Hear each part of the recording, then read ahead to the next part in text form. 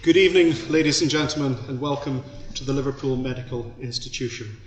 We're honoured to be joined this evening by families of Dr. Ronald Finn, Jonathan and Sharon and their families. You're very welcome.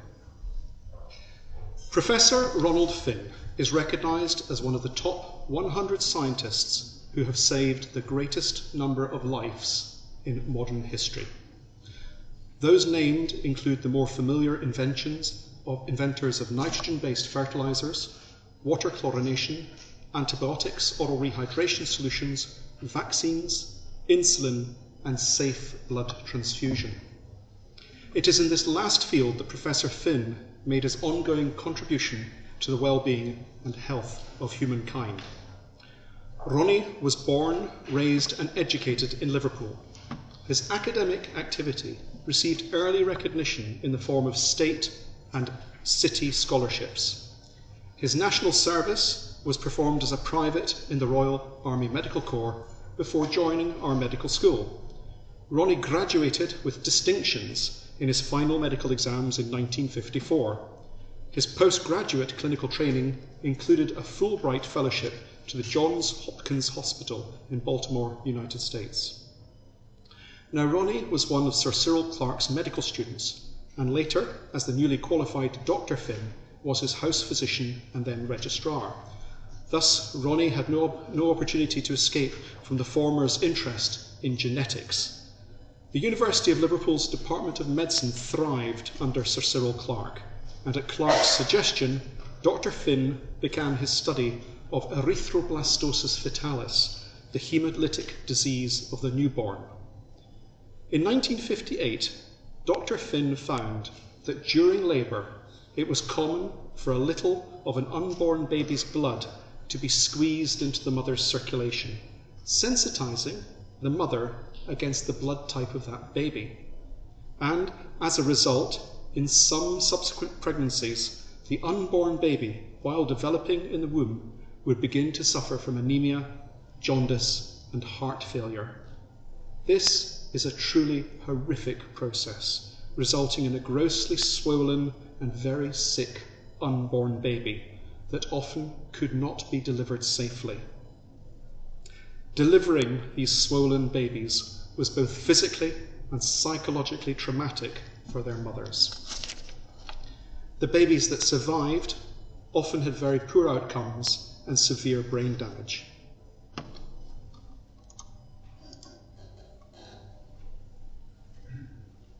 Now, it was in this very room, on the 18th of February 1960, that Dr. Finn tentatively, and I say tentatively because he was a very humble man, he wasn't prone to exaggeration like some of us, he suggested that it might be possible to destroy any fetal cells in the maternal circulation by a suitable antibody. Now, it's very rare for the proceedings of a provincial medical society to be the reference source of priority for such an important discovery. And it was this discovery that led to the prevention of this awful disease by routine vaccination of rhesus-negative mothers with antibodies to the rhesus factor D, which we now know as anti-D. Ronald Finn, Cyril Clarke, and a group of American researchers were awarded the prestigious Albert Lasker Clinical Research Award for this work in 1980. And the BMJ reported at the time, Dr. Finn said that this work was giving something back of what the Holocaust took. Subsequently, Dr. Finn's interest in immunology extended to the various interactions between man and his environment. He founded the British Society for Allergy and Environmental Medicine to encourage discussion and propagation of these ideas. He believed human disease would ultimately be shown to be environmentally determined through interactions with genetic factors. And what remarkable insight. And this is a vision that has only now been realised. Until recent times, Liverpool NHS consultants were not granted personal chairs. Dr. Finn was a notable exception, being appointed visiting professor of immunology to the University of Liverpool in 2000, just after retiring from his clinical practice. And I understand that he derived great pleasure from this recognition. I have one conflict of interest to declare. The use of anti-D began cautiously in select hospitals in 1968, and on the 10th of March 1968, my birthday, my mother received one of the very first doses of anti-D in Scotland at the Rotten Row Hospital in Glasgow, and 2 years later, my sister was born without complications. And for this, I have to thank Professor Ronnie Finn and his colleagues. So tonight, we're going to be talking about Ronnie and the Ronald Finn Fellowships. And before I stand down, Dr. Goldsmith is going to have a few words. Sorry, if you could take the...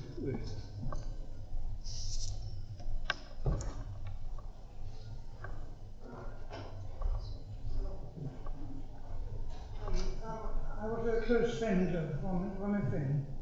We shared an office at Septon General Hospital, which had previously been the mortuary. It had been cleaned up. One of the odd things I learned about him was that when I entered the office, the first thing I did before taking off my coat in the winter was to open my correspondence. And I found it very difficult to cope with Ronnie, who only opened his letters on Friday. And I said, how is it you can wait that long? He said, well, if it's very important, they'll telephone me. If it's not important, it's probably solved itself by Friday. The other thing I learned about him was when he said, I'll let you know. That meant no. He hated controversy, he hated being involved in any argument, I think, except scientific, of course. And if I asked him to do something which he didn't really want to do, he said, I'll let you know. One of the main things I learned from him was the question he used to ask patients with symptoms that were perfectly obvious. What medication are you taking? And it's remarkable how often the symptoms could be dealt with by the removal of the relevant medication. On a completely different note, I'd like to say that if you ask most medical students nowadays, in fact most working consultants, who is Dr. Finn, they have no idea. And I do think it would be a great step if some small mention of his work and that of the Department of Medicine could be displayed both in the New Royal and perhaps with more relevance in the Women's Hospital. Thank you very much.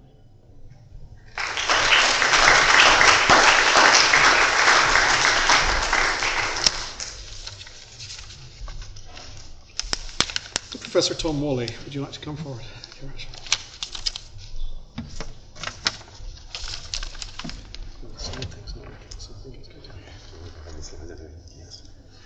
Good evening, everybody. Welcome to Liverpool Medical Institute for those of you who haven't been here before. Thank you very much, Callum, as President of the LMI, for hosting us here tonight. And great to see former colleagues here as well, like Gordon Bell and John Goldsmith. So I'm Tom Whalley. I'm the Associate Pro-Vice-Chancellor for Clinical Research in the university, and nowadays I'm the Non-Executive Director in Luft. I'll come back to Luft in a moment, but my turn to say a few words, which is I'm a former colleague of Ronnie Finn as well. And so Ronnie used to work in 6X on the 6th floor of the building that's now being knocked down, and I used to work in 6Y, so we had regular contact. And he was always someone I admired greatly, a great clinician, a great colleague, and as Callum said, a humble man, because I was unaware of his amazing achievements in research for some years afterwards. So it wasn't something he pushed forward at every turn, unlike some academics, dare I say. So when we were thinking about establishing these fellowships, we thought, who would we want to name them after? Who can demonstrate what we're seeking to emulate here, which is the interaction of university and NHS. And it immediately occurred to me that Ronnie was the ideal person to name these fellowships after. And I called them the Dr. Finn Fellowships rather than the Professor Finn Fellowships, and that's quite deliberate on my part. because to me this is not about a takeover by the university, as might be suggested with if you call it a professor, but actually Ronnie was first and foremost someone who cared about patients. And I think the title doctor emphasises that rather more than the academia. So he was someone, I think, who believed in science to serve the patient. And that's something we'd like to carry on. So who else could we call it after? I would like to thank Sharon and Jonathan and the Finn family for the permission to use Ronnie's name in relation to this. So I mentioned Luft, and some of you look slightly confused. So Luft is the merger of Aintree and the Royal, now on several sites, and formed in 2019, and now the 11th largest hospital in the NHS, or maybe the 10th, depending on how you look at it. And these have been difficult times for the NHS and continue to be difficult times. But throughout this, Luft has maintained its commitment to research, most obviously during the pandemic, where, for instance, Luft was the largest recruiter in the UK to the COVID vaccine trials, and many other areas we could talk about as well. The University of Liverpool, of course, is a Russell Group university. In REF 2021, it was ranked number 11 in clinical medicine for its research power. So we think we've got some claim to status in regard to clinical medicine. And I think the collaboration between Luft and the university is what we need to celebrate and concentrate on here. And the collaboration between the university and Luft is growing day by day, manifest by all kinds of things. We appointed a new joint consultant today, for instance. We have a memorandum of understanding around the building of possible new research and education buildings on the site of the Old Royal. For those of you who worked in the Old Royal but bear it no love like me, it will not come as a great disappointment to see it levelled. So this came about, the whole idea of the Finn Fellows, these senior clinical research fellows, came about as an attempt to create a new model of clinical academia. So for a lot of clinical academia, you sort of decide when you reach your consultant level, first of all, are you going to go down the academic route or are you going down the NHS route? And really, I think that's a false dichotomy. I think people need to be able to flow between the two much more easily. So thinking about the creation of these fellowships, the idea was that we would create a means by which NHS clinicians, medical and non-medical, could move into academia for a period and see how they liked it and how successful they were, and maybe stay, maybe go back in. And the idea was that these fellowships would be time limited for the individuals, but potentially renewable then as each one moves on back into the NHS or into other academic life, that we'd be able to keep on reappointing these fellows for ad infinitum. And when I think about the people we've appointed here, I'm delighted, and we're going to introduce them all to you very shortly. They're all here because they have demonstrated their clinical expertise, because they have demonstrated their commitment to research, and because of their leadership potential. And I think of the 5 fellows you're going to meet shortly as Trojan horses. And they're the university's Trojan horses in Luft and in the NHS, and they're Luft's Trojan horses in the university to promote clinical research and collaboration between the organisations at every turn. So we have 5 fellows tonight, each appointed for a fixed term, each for a day a week, to work on an area of collaborative research and of priority as agreed by the university and by Luft. And the fact that Luft has funded these jobs very generously demonstrates its commitment to research and its belief in research as the means to improve patient outcomes. And that's what we all seek to attain here ultimately. So as an academic clinician, I was very aware of the high quality of research undertaken by my NHS colleagues, but it was always a disappointment to me that we couldn't seem to embrace them within the university. We all seem to operate in silos all the time, not talking to one another enough. We want to try and avoid that with these posts. So we expect that these fellowships would be popular, and indeed they were. We had over 18 applications, but in the end we had to come down to 5, and you'll see the fantastic 5 presenting very shortly. But this is an experiment. We haven't done anything quite like this before. What would success look like here? Well, success could be measured in all the usual academic parameters of publications, of grants, but what we're really interested here is impact, and more intangibly, how we change the culture across both organisations to promote the culture of research within the NHS, to promote a culture of collaborative research with the NHS in the university, which ultimately will be beneficial for both. Within the University of Liverpool, we're very focused on what we see our civic duty to the population of Liverpool, how we can improve the health of the population, which is exactly where LUFT sits. So the collaboration has the potential to deliver fantastic gains for both organisations, but mostly for the people of Liverpool. So finally, just to say thank you to the Finn family, to say thank you to LUFT, to the university colleagues who've supported this at every level, and especially to the Finn Fellows themselves who've taken on this role. And we look forward to the success and to the enduring success of the collaboration between LUFT and the university. Thank you.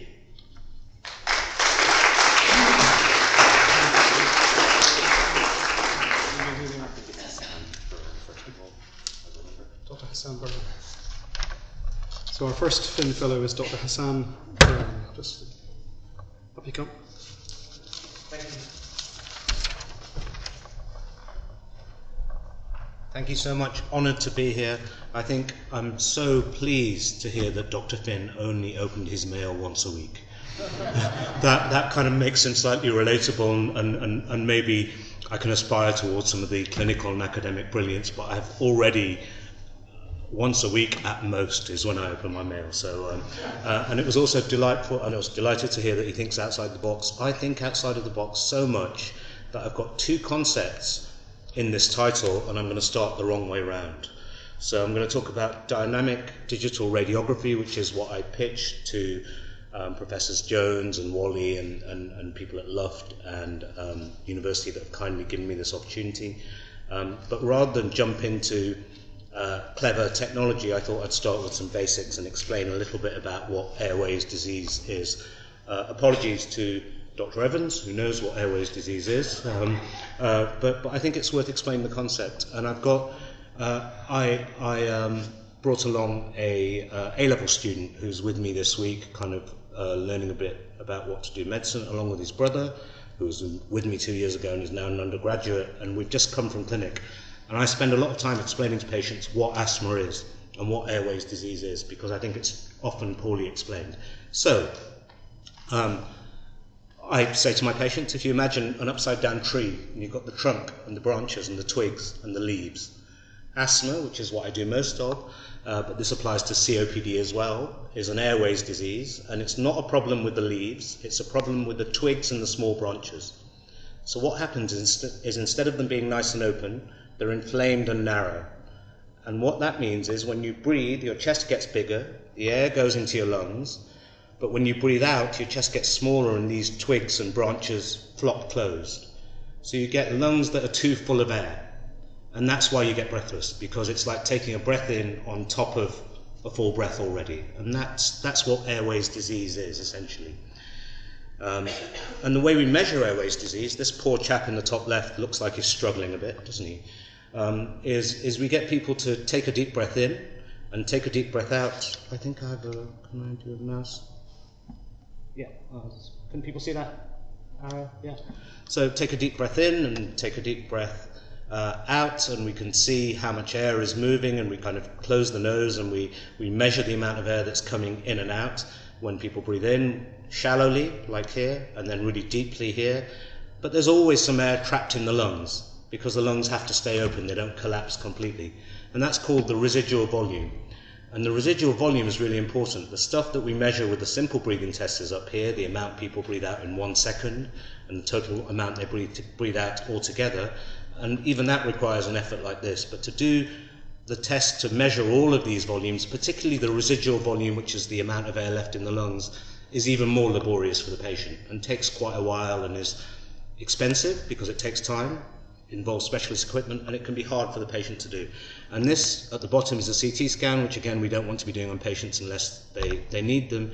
This shows areas of lung that are expanded and areas that aren't expanded. And the reason you have these black bits here is, the reason you have the grey bits is because the twigs are narrow and the air isn't going in. So that hopefully explains what airways disease is, how we normally measure it, and how the simple way of measuring it doesn't always give us the answer.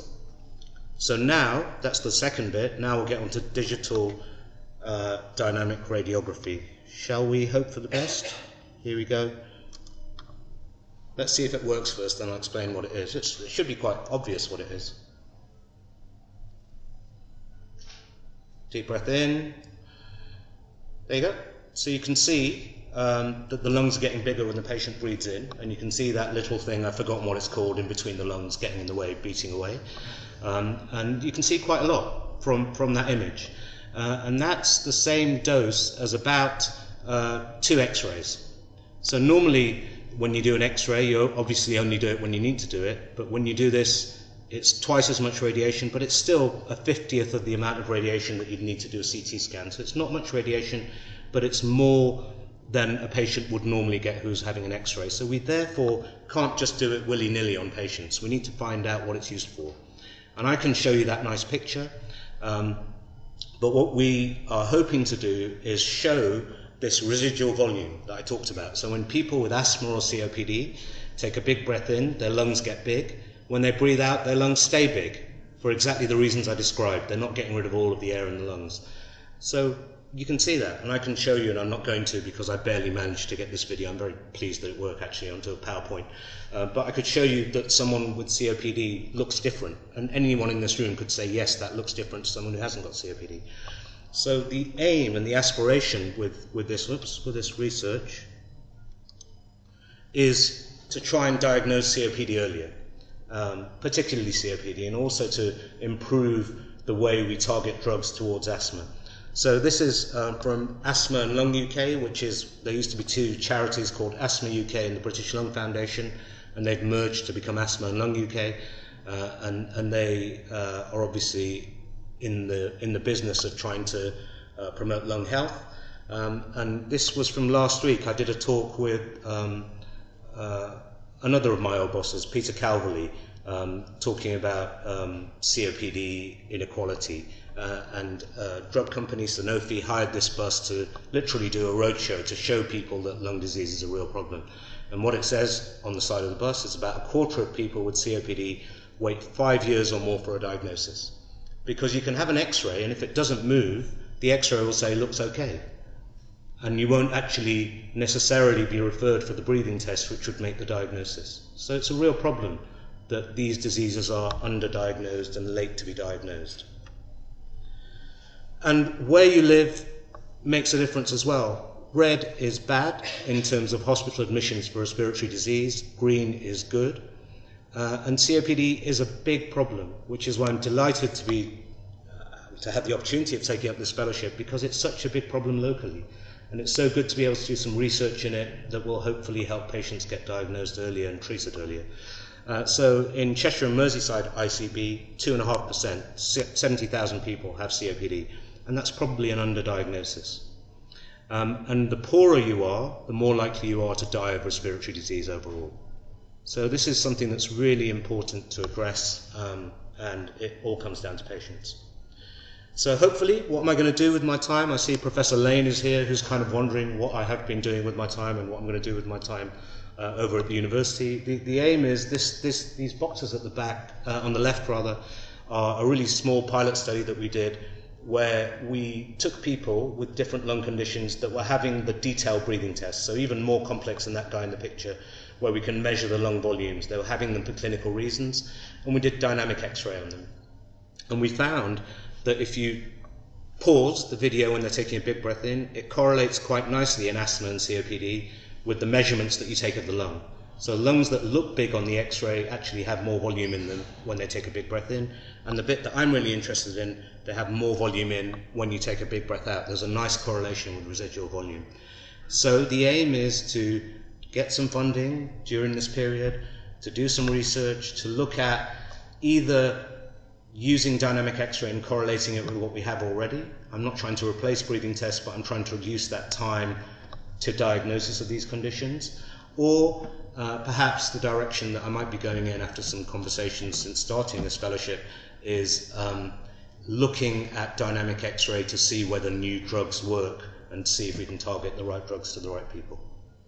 So honoured to be here, really grateful for the opportunity, and thank you so much.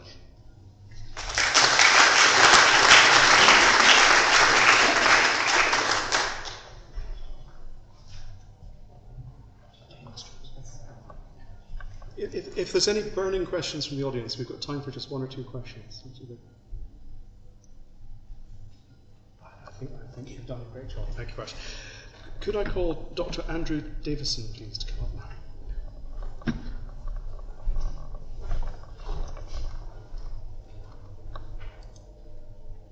Good evening, everyone, and it is truly an honour to be here tonight, and thanks again for the opportunity, both Professor Wally and Professor Jones. I'm slightly different in that I'm not actually a clinician, I'm a scientist, so it was great for me to get involved in some translational research, to sit within women's health. So Professor Happen-Gamma, who I sit within her research group, I've worked with for a few years now, but this has given me the opportunity to propel some of that research forward.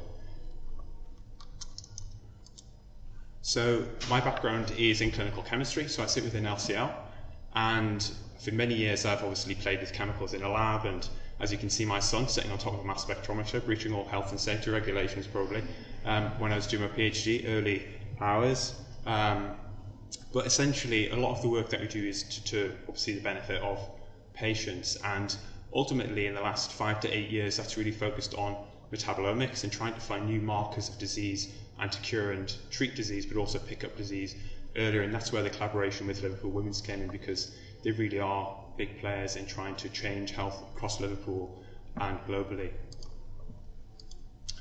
So, as I said before, it's probably a bit odd for me to be sitting in women's health, but I'll obviously explain how that works. But first I was going to give you a little bit of background about why women's health is such a big thing. So you can see from the stats on the slide, screening rates of cervical cancer, I would love them to be 100%, but in fact they're sub 70%, which really isn't great at all. Endometrial cancer, which is the focus of my fellowship, we see that 10,000 new cases are picked up in the UK every year, and like a lot of malignancies, or unlike a lot of malignancies, cases are going up, which is really, really sad. So I guess using some of the technologies we've got in the lab, the hope is to try and attack some of these problems and find a solution. So my hope is we can employ metabolomics, and I don't get too geeky because my background is chemistry, but essentially everyone's probably heard of omics. Metabolomics being my favourite one, and I would say the best one, but essentially we're evaluating the chemical fingerprint that cells leave behind. And many would argue, you know, genomics is better, proteomics, but ultimately the phenotype at the end of the day is what we're interested in by studying metabolomics. Now, in doing this, of course, as I said, you can identify markers of disease, and trying to use them to pick up disease early, treat, etc.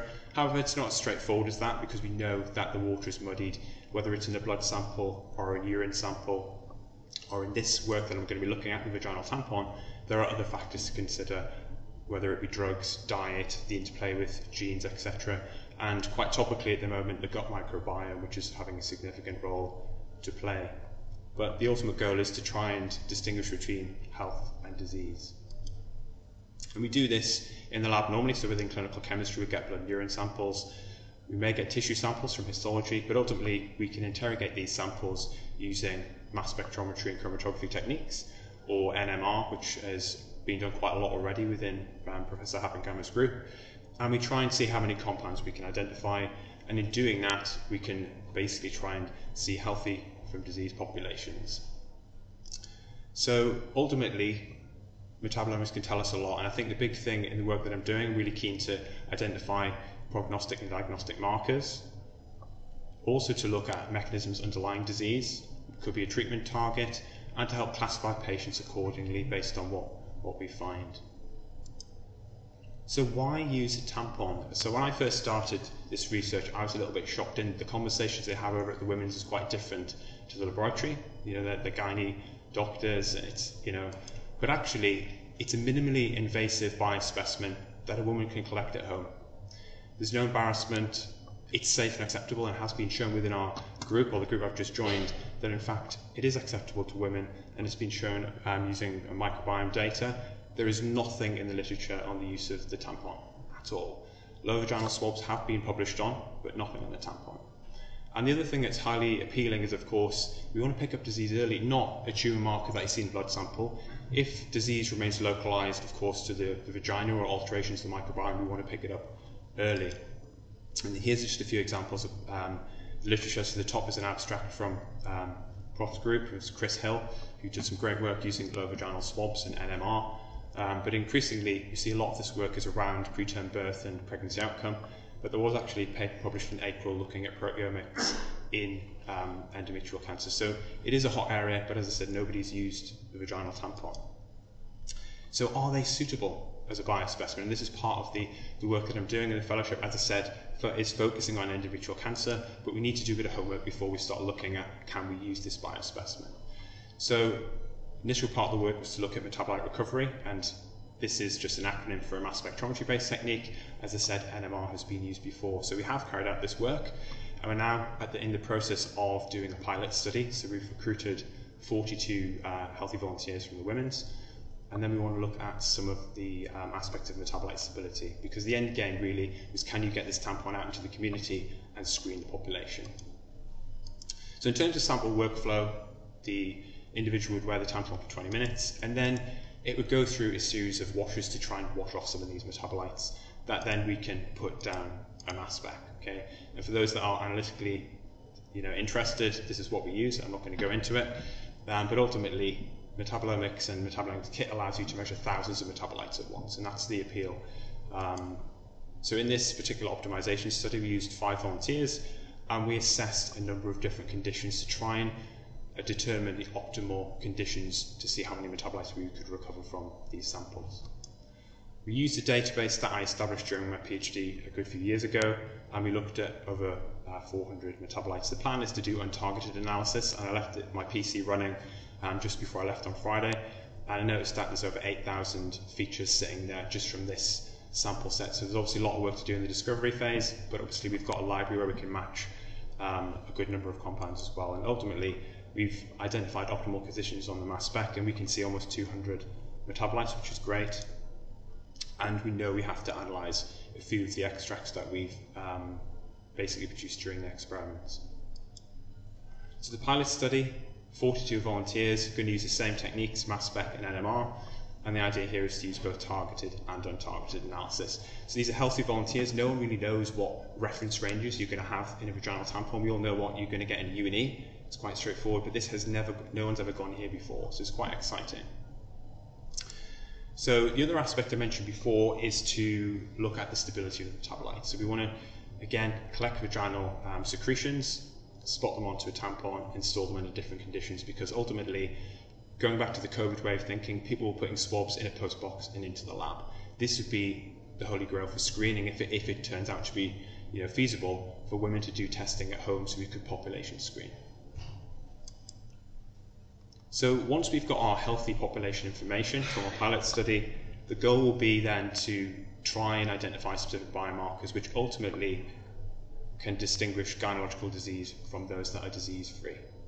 And we want it to ultimately have the sensitivity and specificity of gold standard testing, so histology, for example, so the patients get the right treatment at the right time, and we haven't got patients having invasive procedures that they don't need to have. So very lucky to work again in Prof. Happengama's group, because they have a whole dearth of samples, urine, blood, vaginal tampons, and I've been lucky to support metabolomics analysis in those in the lighter blue. So looking at ectopic pregnancy, the focus of my fellowship is endometrial cancer. We've got a doctoral student studying this, IVF and endometriosis.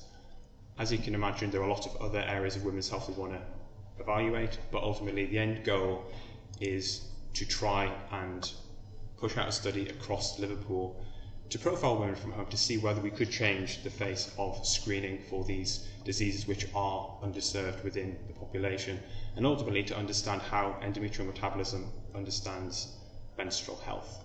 And I think it's a great thing, and I'm very lucky to be in the group that I'm in, because they're very supportive, and yeah, can't really say any more than that, to be honest. And I'd just like to leave a few acknowledgements there. So these are the guys who supported my application for the fellowship, but Chris and Prof who's in the audience and Mohammed have obviously been working with me closely on a day-to-day basis recently.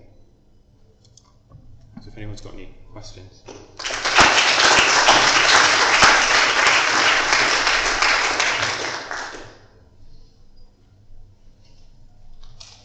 think we have a particularly shy audience this evening.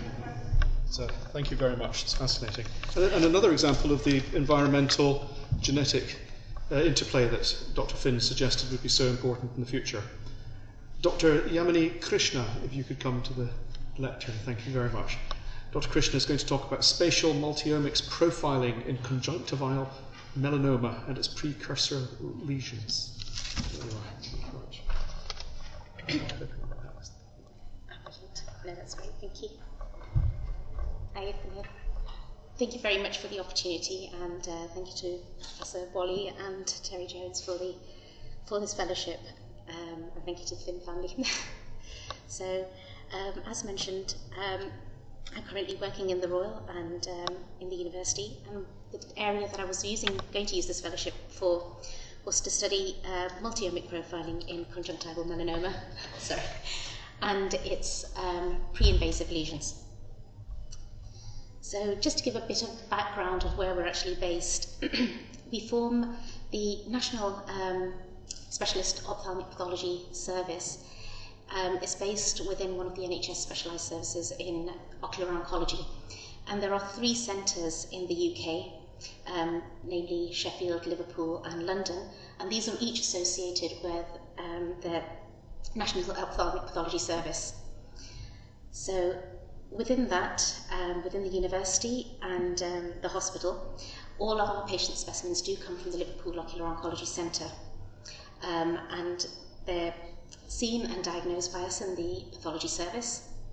We're very fortunate because we've got very close collaboration with Clatterbridge Oncology Centre, so these patients link in very closely with regards to this treatment, and we feed into the Northwest Genomic Hub for mutational analysis as well, particularly of intraocular tumours rather than the surface tumour that I'm going to be talking about at the moment. Within the university, we are very lucky to have an ocular oncology biobank, and it's the only one in the UK. So we collect these rare tumour samples in and around the eye, and these are fully consented for research and storage in the biobank that we can use for research. And also they do feed back into prognostication for certain aspects of patient care. As part of the university, this project is going to be heavily taking place in the Liverpool Shared Facility, which is a unique research facility which includes the multi-omics laboratories. And thanks to Andrew, who's already introduced what omics are for me. But mine will predominantly be in the spatial imaging for spatial transcriptomics and proteomics, along with the Centre for Genomics Research.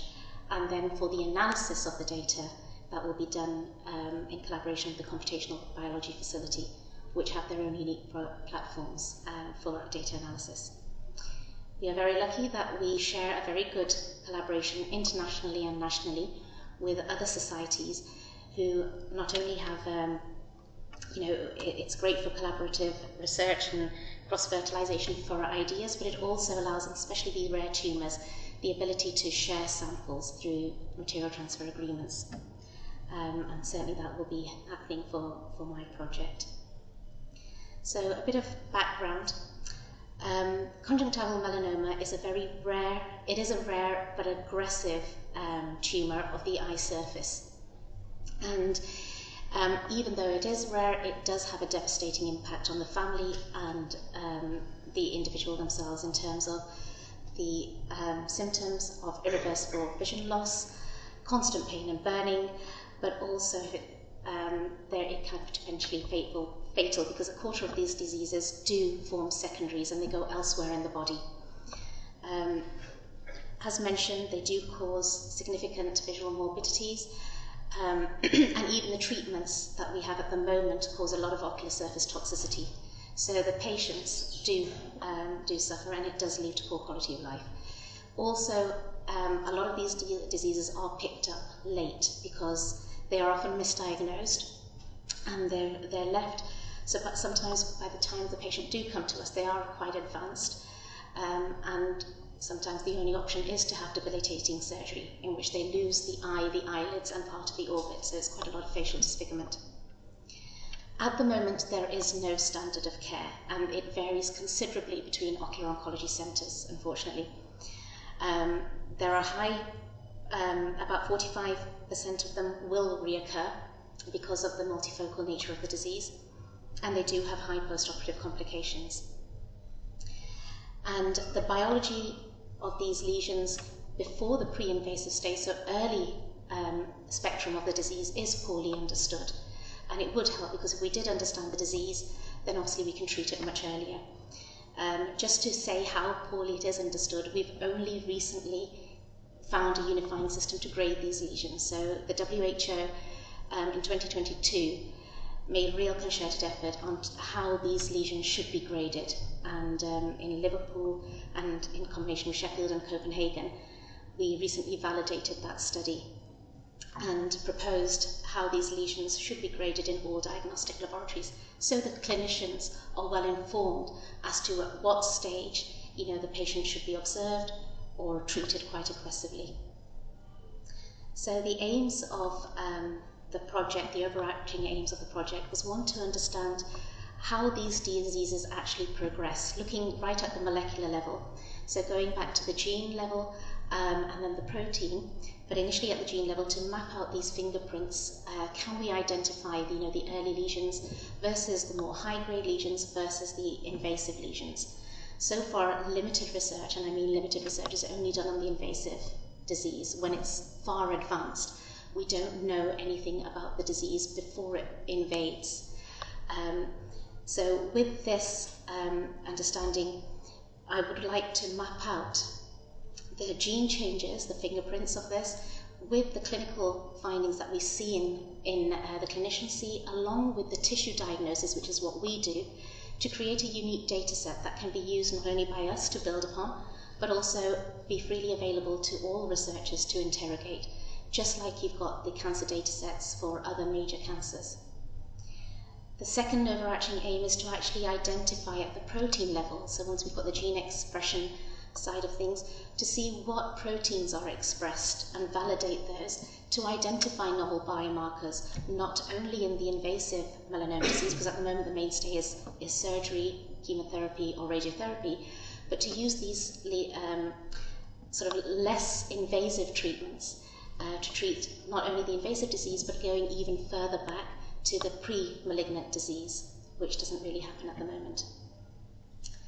So how we propose to do these, I'm collecting from the archive and the biobank conjunctival biopsies and orbital exenteration. So this is where the patient has had that disfiguring surgery, and that just shows a tissue diagnostic slide. So you've got sort of the lids here, the big tumour mass on the ocular surface, just there. But a lot of the biopsies that we get are quite small. This just shows the tissue histology. So when it's contained in the top layer of the tissue, you've got the in situ lesion where it's not invaded into the rest of the actual tissue, and then you've got the invasive cancer there. With these, I will select specific areas of each of these tumours across the whole range, from benign to sort of low-grade lesions, high-grade, and then going on to the invasive disease. And firstly, we'll look on the gene side. So this will be looking at the whole transcriptome profiling. So just as Andrew introduced in this slide, you've got the genomics, then you've got transcriptomics, so just further on into the process, looking at the whole gene expression. And this will be done spatially, so not only do we see the comparison of gene changes amongst the different lesions, we can actually tell where those gene changes are taking place. So we can look at the tumor itself, the environment around the tumor, and in cell populations. Those will be sequenced, and through bioinformatics, as in complex analyses, we can make comparisons between the different tumor and correlate these to what we found on the tissue diagnosis, but also clinical features. The next package is the protein validation. So once we've seen our gene targets, we will then validate those, that do those genes actually express a target that we can use drug treatments for. And this will be done also spatially, so we'll see actually where those proteins are expressed. And then through various analyses and pipelines, we can actually see if there are any drug treatments available for those particular targets, and if we can use these in terms of drug refurbishing. So there are a lot of things that you read in the media for biological therapies, immune checkpoint inhibitors, tackling inflammation. These are all well established in a lot of cancers, like especially gastrointestinal, endometrial carcinoma, lung in particular, breast cancer. But this hasn't been really done in eye, so we will not reinvent the wheel, but we'll see if any of those drugs are actually amenable in eye cancer. Plus, it also gives us the understanding that we might be able to pick up some other novel targets and see not only where they are, but what cells are interacting, because you can actually target treatments at the cellular level, and just to build up our understanding of why these diseases actually progress and then spread. So previous work that has been done using this technology through the Liverpool Shared Facilities is work on squamous cell carcinoma in the head and neck. This is one of Professor Keith Hunter's slides.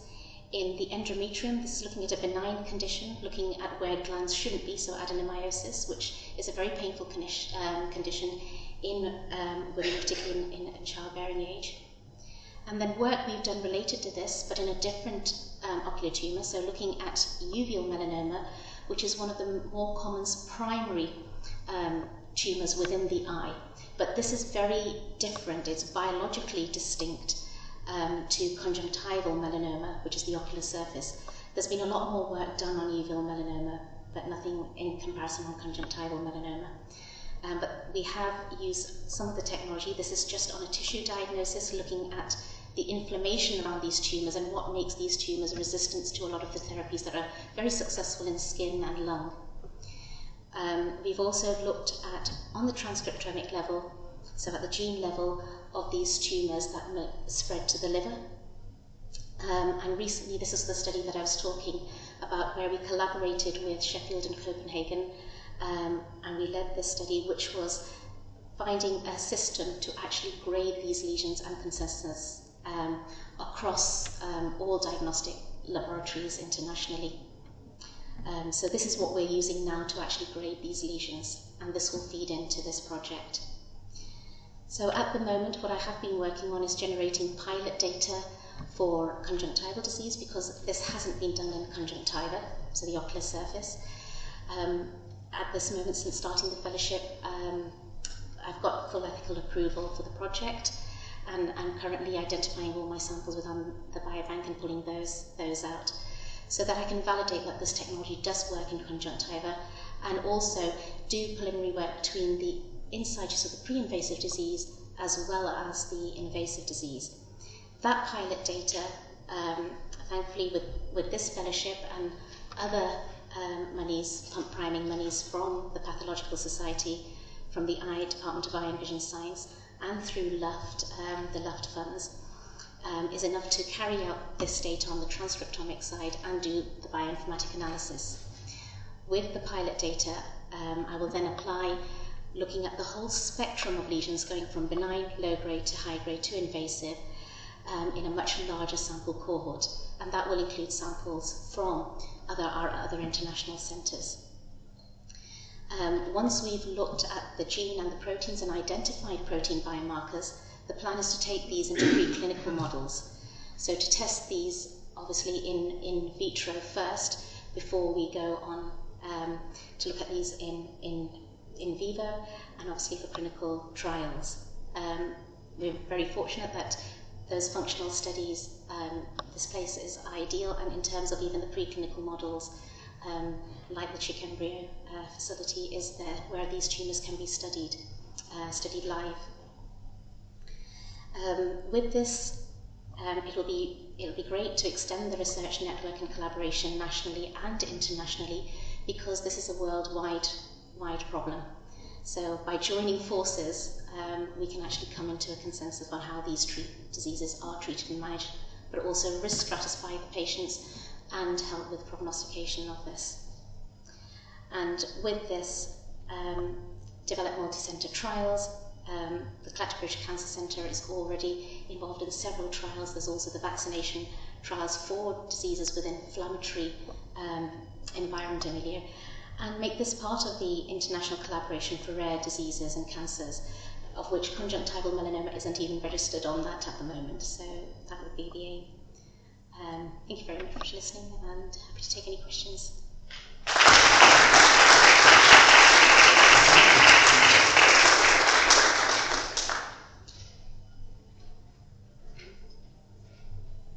Thank you very much.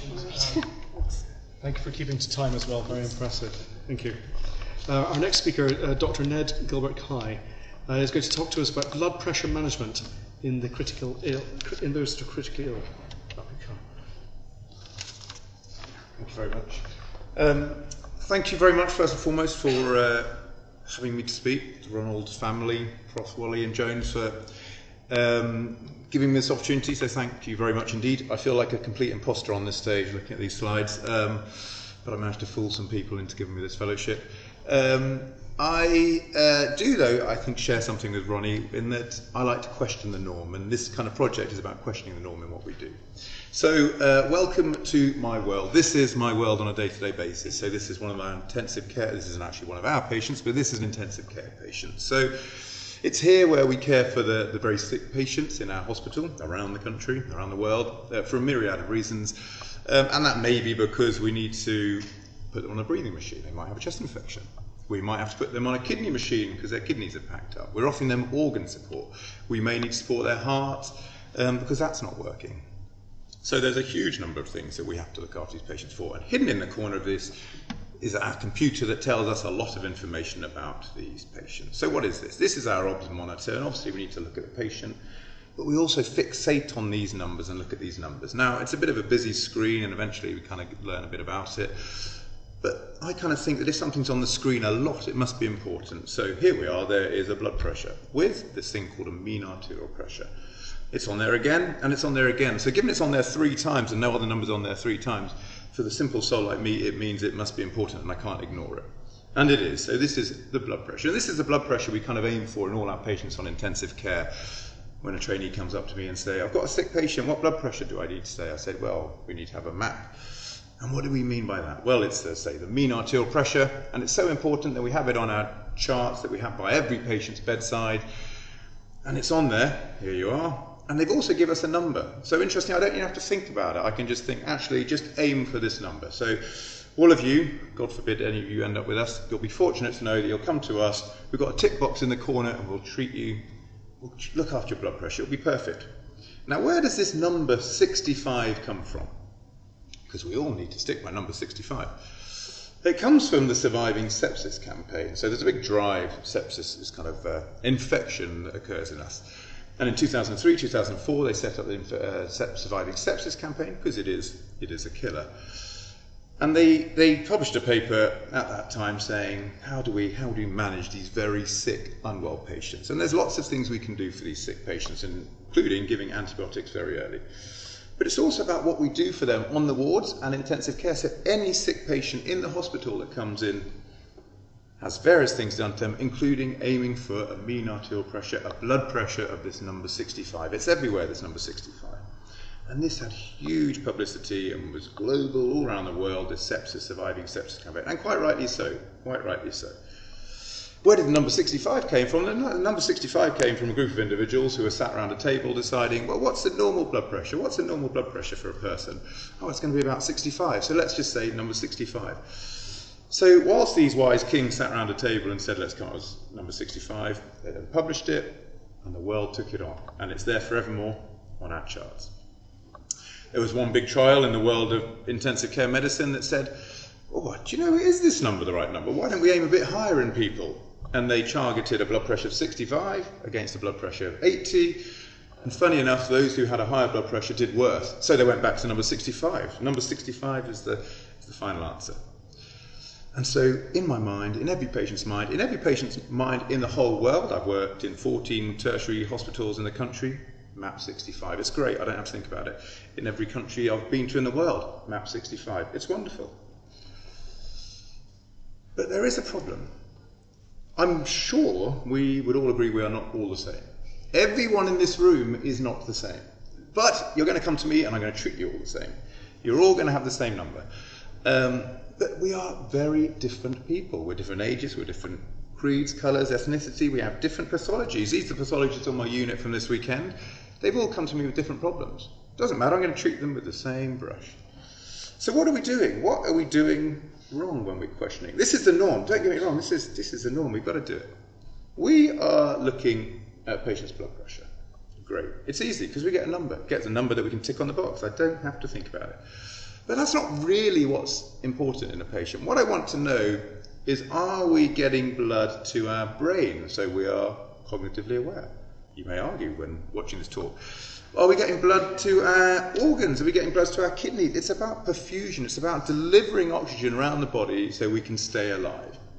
And we take this marker in the arm as a surrogate. And we say, well, it doesn't matter, everyone's got blood pressure 65, they're fine. For those of us who take blood pressure medication because we are hypertensive, your target's going to be a lot higher than that. For those who are, like my wife, for example, she's very hypotensive. Her normal blood pressure map, the number we aim for is 50. And that's not great, because she's going to come to intensive care and she's going to be given loads and loads of drugs to get her number up to 65. And she can argue all she wants to say, but my normal blood pressure is a lot lower than this. We're not going to listen to that. We're going to sit with map 65. So there is a problem there. We are focusing on a number of pressure when we need to worry about perfusion. And when I say we, it is the whole of the intensive care world is focusing on this. And these drugs we give people to get their blood pressure higher, so we achieve a tick box of 65, are really harmful. We know they're harmful. We know they cause arrhythmias. We know they cause problems to people's hearts. We know they cause breakdown of the blood, or diminished blood flow to people's bowels. We know they can cause kidney dysfunction if we give large numbers. The other day, in fact, the idea for this came along when I was on my intensive care unit and a patient was doing really well, so well in fact that he was walking for a shower. And the nurse called him back to bed, put him back in bed and started him on a medication for his blood pressure to achieve a number of 65. There's loads of markers. All of you could give me ideas of how we know someone is well. For example, they're standing up and talking. For me, if I see a patient sat in a chair talking, I know he's perfusing his brain. I don't need a number to tell me he's perfusing his brain. If he's passing urine, I know he's perfusing his kidneys. If he's got cold, clammy skin, well, that's not a good sign. And there are lots and lots of markers that we should be looking at to tell us this patient is not doing well. He is not perfusing his organs, as opposed to fixating on the number 65. So, whistle stop talk. What do I plan to do? Well, what are we doing? We have looked at what blood pressure targets we do in intensive care. And we've looked at 2 intensive care units, and you will not be surprised that 98% of patients' blood pressure target is 65.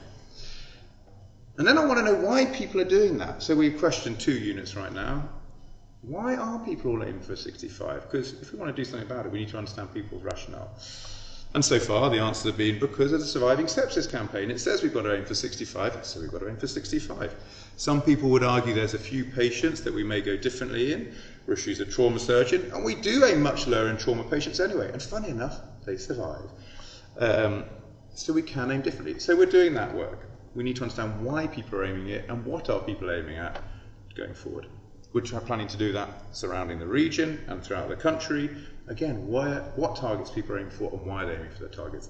And then my work, the focus of my work, is very simply to do this, first of all, a pilot study locally, because you can imagine going against the norm and saying, guys, we're going to try something different. It might sound a bit cowboy, but we're going to aim for a lower number because we're going to look at the patient and see that they look well, that they're perfusing their organs as opposed to fixating on a number. And so we're going to aim to do a trial looking at a lower blood pressure target versus a higher blood pressure target. We've gone from 65 to 80, but what if we went to 60? What if we actually looked at the patient and said, do you know what, let's drop the target to 60, and if the patient's still talking to us, if they're still peeing, and if all the other markers of perfusion all look beautiful, then surely that gives us enough confidence that the patient's blood pressure is all right. We can turn off these really nasty medications and settle for that number. So the idea is we'd have 2 groups, an intervention where we'd allow for permissive lower blood pressure, permissive hypertension, but base it on their marks of perfusion compared to the conventional target, which, as we all know now, hopefully, is 65. So thank you very much for listening, and if there are any questions, I'd be happy to take them.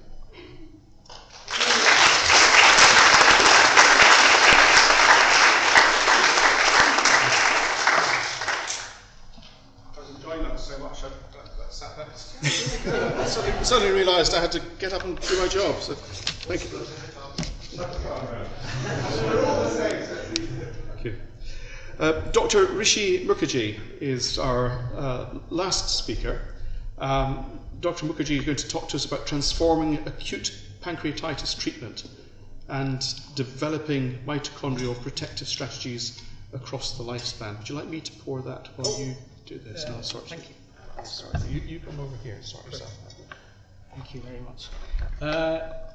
Let me progress on to the next slide. So, ladies and gentlemen, it's an honour and privilege to be able to speak to you today. Ned, that is a very difficult act to follow, so I don't think I'll be as entertaining as you. I'll definitely not be saying 65 as much as you've done. However, there are a number of things that I'd like to talk to you about tonight on this esteemed platform, which is focused upon my own research. And the Ronald Finn Fellowship has provided me an amazing means to continue that as an NHS consultant. I was inspired by reading about Ronald Finn and his approach to developing a game-changing treatment. And that's really where my passion for clinical research comes from. I want to develop a game-changing treatment for pancreatitis, which is a condition that is very close to my heart. So, to start,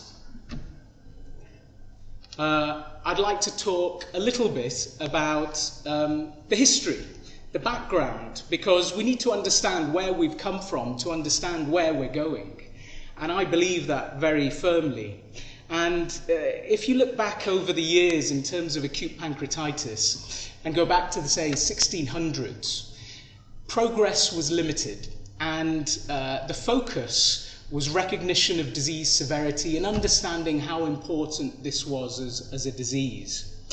The real change in terms of treatment has happened in the last 100 years, and I would argue that we are on the verge of a significant game-changing transition in our lifetimes, a paradigm shift in the way we manage a particular condition.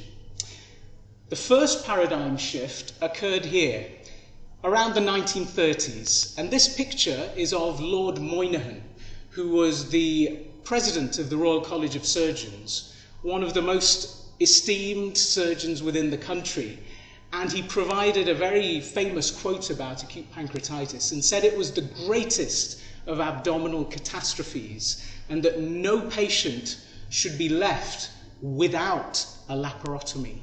So he advocated every patient with acute pancreatitis should be operated on, have their abdomen opened, and very soon we realized the mortality was 70 to 80% in these patients. And there was a shift in the 1930s to conservative management, to supportive treatment. And the majority of cases, 4 out of 5, are mild acute pancreatitis, and we understand that now. Patients get better with supportive measures. It's the 1 in 5 that has severe disease and carry a 1 in 5 mortality that are the ones that we should really be concerned about. And then, in the 2000s, we had a further paradigm shift. And this was something that happened in my lifetime. So I went as a medical student to the Mayo Clinic, and I remember very vividly seeing a patient being treated for acute pancreatitis who was there for over 2 months on ITU, having their abdomen opened frequently, every week, and having a hand inserted inside them by one of the residents on the ICU, and having necrotic dead tissue taken out of their abdomen as a manual debridement. And now we've progressed on to managing this in a much more conservative way through endoscopic means, going through the stomach, and that's envisaged here. So I would argue that the next big shift is having a targeted therapy, so that when patients present, we can give them something that prevents the severe inflammation and prevents that progression to necrosis. And why do we need this? Well, I think the case for need is very clear.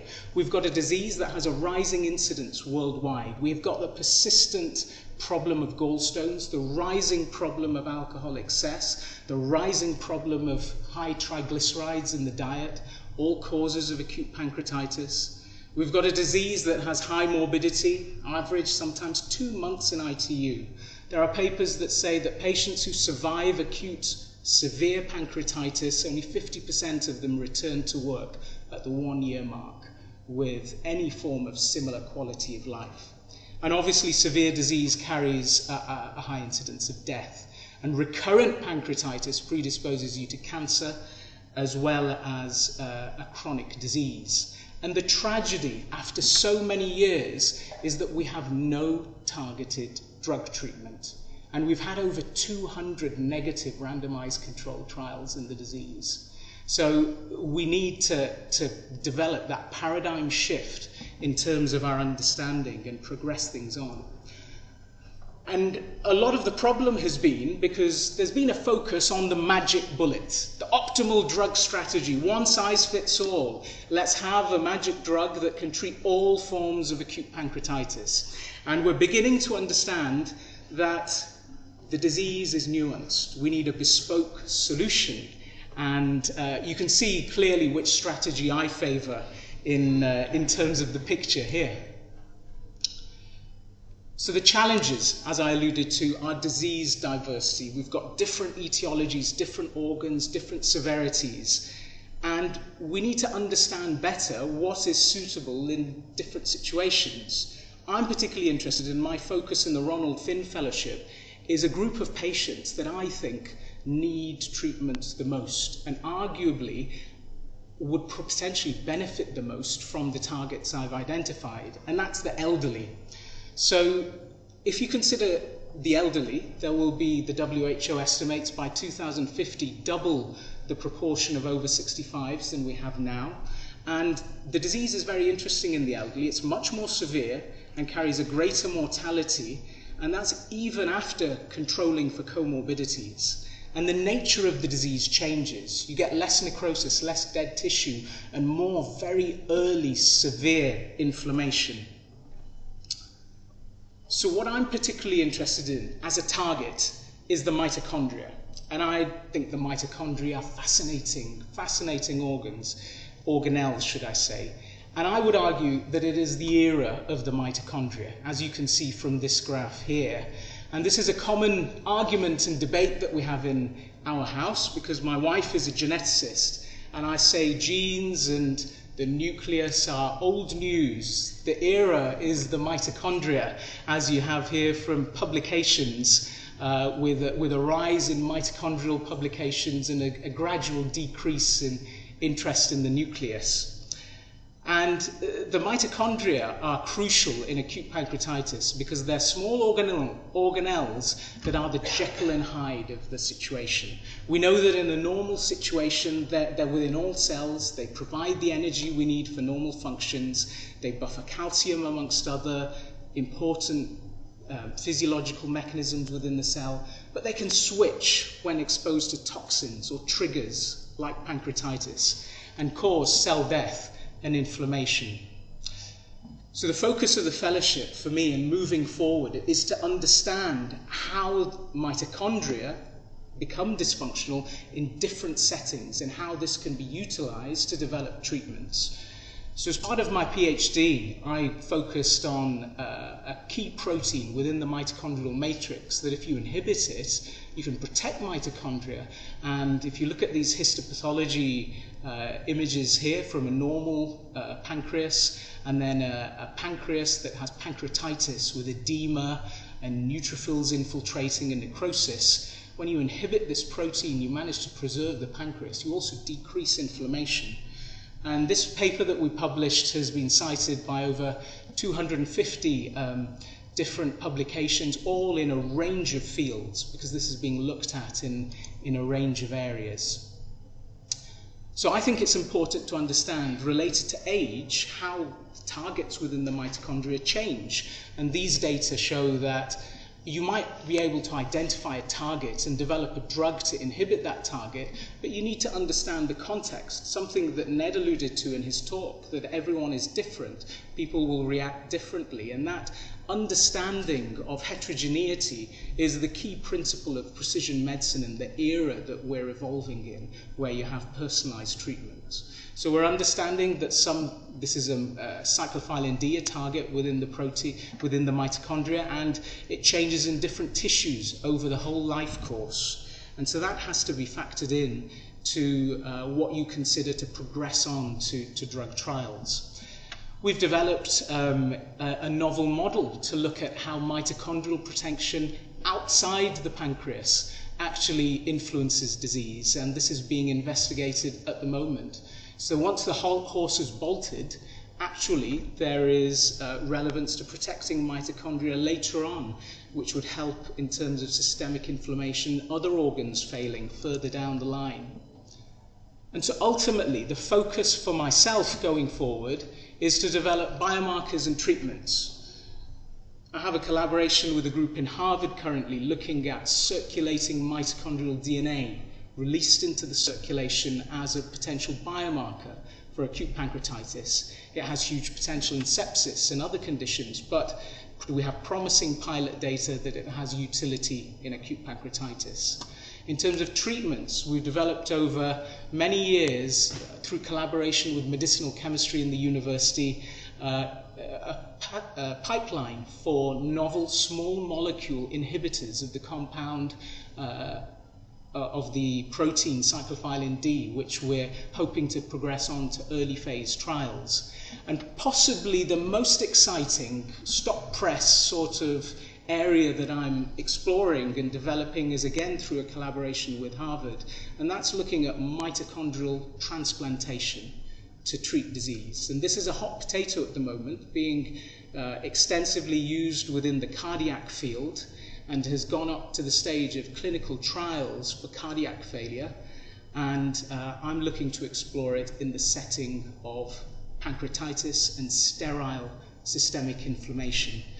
It's something that holds great promise, but requires a preclinical discovery science study to at least act as a proof of principle to then progress on the science. So probably the key question is, with all these approaches, are the elderly the best target? And then subsequently to progress on. But the reason why I think this has got wide impact is because it's across surgery, acute medicine, critical care, and frailty. And we're understanding increasingly that critical illness is a big overlap with regards to a variety of conditions. So there could be application very broadly. So I'd like to finish by thanking my past and present funders, and also my research mentor, Professor Sutton, who couldn't be here tonight. But I share two things with Professor Sutton. One is a passion to try and develop a treatment to treat acute pancreatitis.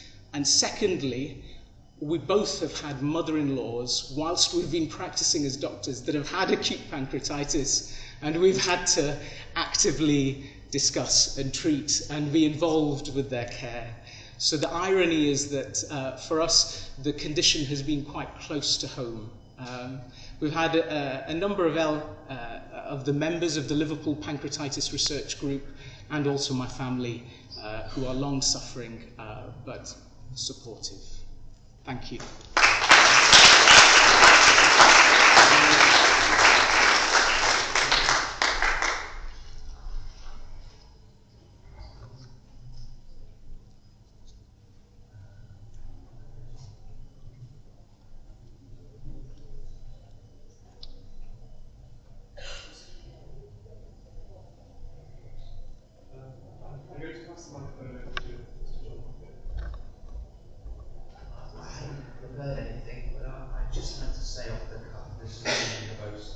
Wonderful, uplifting, hour and a half, 2 hours for us as family members. That there are 5 young, amazing individuals, real talents with fantastic projects, and it makes us very proud that you all have the first, Ronald Finn Fellowship, and you are bringing together exactly what he lived throughout his whole career, which was that combination of patient care and real research which can make a tangible, near-term difference in people's lives. And it's fantastic that it's here in Liverpool, which meant so much to him. And in this room, also, we're celebrating this. And this room, of course, 10 years since the day before I was born, was actually the place where he delivered his fantastic speech about his achievements. So we just, as a family, like to say thank you to the university, thank you to the LMI, Thank you to the Trust as well for making this all happen. I wish the 5 fellows and also the broader organisations tremendous luck going forward in what you're pursuing. Thank you very much.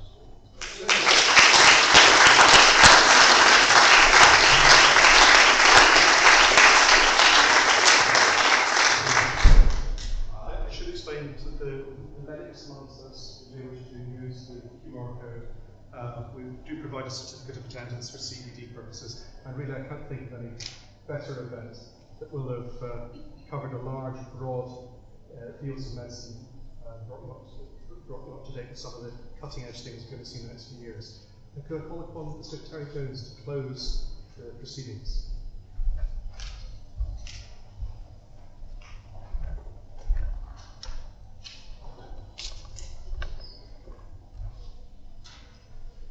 Thank you. Wow, what a stimulating evening. So, for those of you who don't know me, my name's Terry Jones. I'm an academic head and neck cancer surgeon by trade, but the purpose of me being here tonight is I'm also the Director of Research and Innovation for Luft, the trust that you've been hearing about throughout the evening, representing Luft tonight, together with Dr. Jim Gardner, who's the Executive Chief Medical Officer of the trust, and Mrs. Jules West, who's the Associate Director of Research and Innovation, with whom I work extremely closely. So I guess I've been here around it, as was mentioned previously, I think Tom mentioned it, that Luft, this gargantuan organisation, was formed in 2019 by the merger of the previous Royal Liverpool Hospital and Aintree University Hospital. And it was a really interesting merger because people often consider that mergers are administratively driven. But what was absolutely clear that the merger of those two organisations was clinically driven. And one of the major reasons for driving it from a clinical perspective was a realisation by the clinical staff that if you combine the research potential of both organisations, you'll be able to take it to the next level. So that was great, and I was happily carrying on with my surgical and academic practice at the time, and minding my own business. And then somebody, Professor Kenny actually, and the chief executive of the organisation said, look, we want to take the trust to the next level in terms of research endeavour, and we need somebody to lead this. And there was a certain amount of trepidation about that, simply because those directorship jobs before were predominantly administrative roles. But after a few sleepless nights, I accepted that one and was appointed in 2021. And with Jules, the first thing we did was develop a strategy, as you do in these situations. And the strategy has 3 simple aims. The first is to increase recruitment to clinical trials, because that benefits patients. It's something that we should be doing anyway. And actually it develops what are called principal investigators. So these are people who are research active, but recruit patients to other people's clinical trials. The third aim was actually how Luft, as this huge organisation, could become a research leader in the system, or even nationally or even internationally. But the second aim was how we could develop areas of true research impact in collaboration with our university partners, particularly the University of Liverpool. And if you get that sweet spot right, that's where you develop chief investigators. And chief investigators are the individuals who develop their own research. And there's vast amounts of data to suggest that the more chief investigators you've got, the more high quality research you've got, with all the downflow benefits of that. That's where these guys come in, because they're the chief investigators of the future. And that's all well and good. And when Tom suggested that one of the best ways to do this was to develop senior clinical fellowships, that sounded fantastic and great, but we've got to fund these. And with the massive, in fact the eye-watering pressures, financial pressures on NHS organisations at the moment, it was the first test to see how committed Luft was to actually developing this programme. And huge credit to the leadership, the executive leadership, particularly James Sumner, who's the new chief executive, together with Jim and his executive colleagues. They allowed us to invest the money to create 5 of these posts that will go on to determine that impact and actually that leadership, and from that everything flows. So to them we're eternally grateful for this. There is a downside. The downside is you'll only get money again in 5 years' time if these guys succeed. So no pressure. But having heard what I've heard tonight, I have absolutely no doubt that they will succeed, and they will be the next generation to actually take us to our next level. And I really look forward to seeing their careers develop. It leaves me one last task, is to thank the Finn family once again for using Dr. Finn's name in this eponymous way, not only to recognise what he did in the past, but for us to keep very much at the forefront of our minds that combination of clinical medicine and inquisitive research is actually the way that we actually move things forward. So thank you very much.